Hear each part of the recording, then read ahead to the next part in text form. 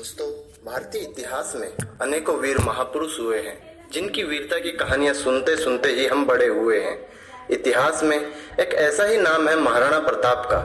महाराणा प्रताप के नाम से भारतीय इतिहास गुंजायमान है। आज से लगभग 450 साल पहले एक भीषण युद्ध हुआ था जिसे हम सब हल्दी घाटी के युद्ध के रूप में जानते हैं। यह युद्ध इतिहास का सबसे चर्चित युद्ध रहा है जिसने पूरे विश्व को प्रभावित किया।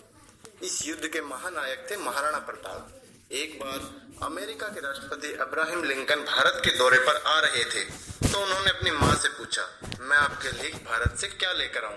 तो उनकी माँ ने कहा था, भारत से तुम हल्दी घाटी की मिट्टी लेकर आना जिसे हजारों वीरों ने अपने रक्त से सींचा है। हम सब महाराणा प्रताप की जीवनी से भली भांति परिचित हैं, लेकिन आज आपको मैं इस वीडियो में बताऊंगा कि महाराणा प्रताप किन परिस्थितियों से गुजरकर इतिहास में अमर हुए हैं। महाराणा प्रताप का जन्म 9 मई 1540 को मेवाड़ के कुंभलगढ़ दुर्ग में हुआ था।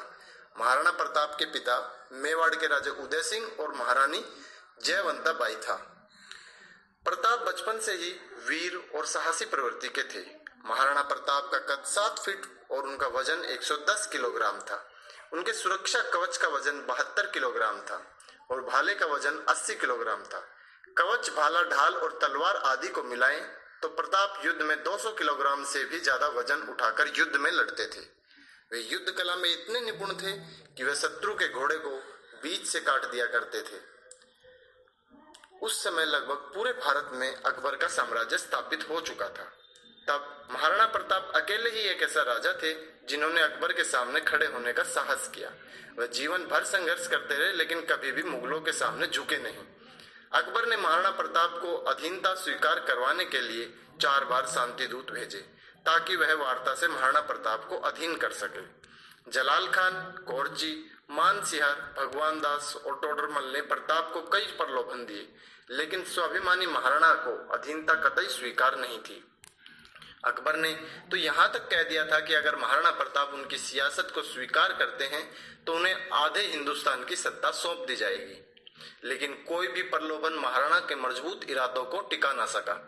इसके बाद हुआ इतिहास प्रसिद्ध हल्दी घाटी का युद्ध, जिसमें महाराणा प्रताप के पास सिर्फ 15,000 सैनिक थे और अकबर के पास थे 50,000 सैनिकों की फौज।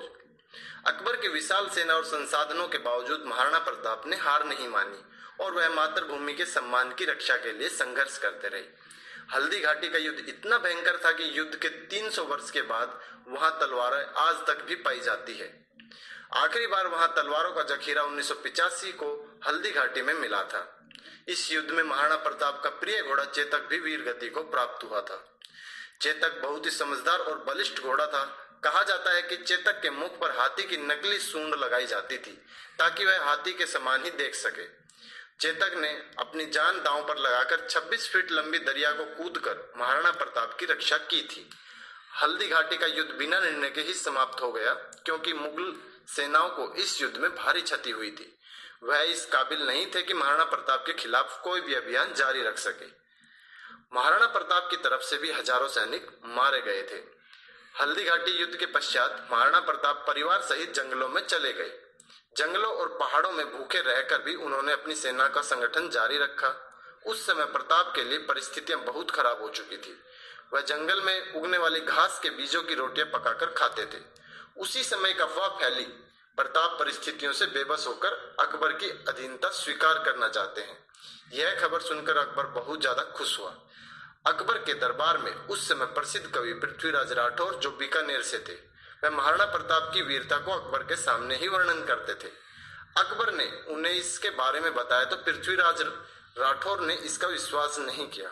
उन्होंने महाराणा प्रताप को लिखा, हमने आज सुना है कि जंगल का राजा शेर अब सियार साथ रहेगा, सूर्य बादल की ओट में छुप जाएगा, जातक धरती का बहता हुआ पानी पिएगा, हाथी कुत्ते के जैसे जीवन व्यतीत करेगा। आपकी सौगंध, हमने सुना है कि अब राजपूती स्त्रियां विधवा हो जाएंगी और तलवार अब म्यान में विश्राम करेंगी। यह सुनकर मेरा हृदय कांप उठता है, तनी हुई मूछें नीची हो जाती है। आप ही बताए यह बात कहाँ तक सही है। पृथ्वीराज राठौर का पत्र पढ़ते ही महाराणा प्रताप की आंखें क्रोध से लाल उठी। वह सिंह गर्जन के साथ कहते हैं कि बादलों में वह क्षमता कहाँ कि जो सूर्य को रोक सके। सिंह के हाथ की मार सह सके ऐसे किसी सियार ने जन्म नहीं लिया है। धरती का बहता पानी पीने के लिए जातक की चोंच बनी नहीं है और कुत्तों की तरह जीवन जीने वाले हाथी की बात हमने सुनी नहीं है। वह कहते हैं कि भूखा प्यासा रहकर भी वह मेवाड़ की धरा को आजाद रखेगा। मैं चाहे मर जाऊं पर अपनी मातृभूमि का गौरव बनाए रखूंगा और राजपूती धर्म का शीश कटने पर निर्वाह करूंगा। महाराणा प्रताप से मिले पत्र को पृथ्वीराज राठौर को सुनाए तो दिल मिला उठा। भामाशाह द्वारा मदद मिलने पर प्रताप धीरे धीरे मेवाड़ पर कब्जा करना शुरू कर देते हैं और अधिकांश मेवाड़ को एक बार फिर जीत पाने में सफल हो जाते हैं।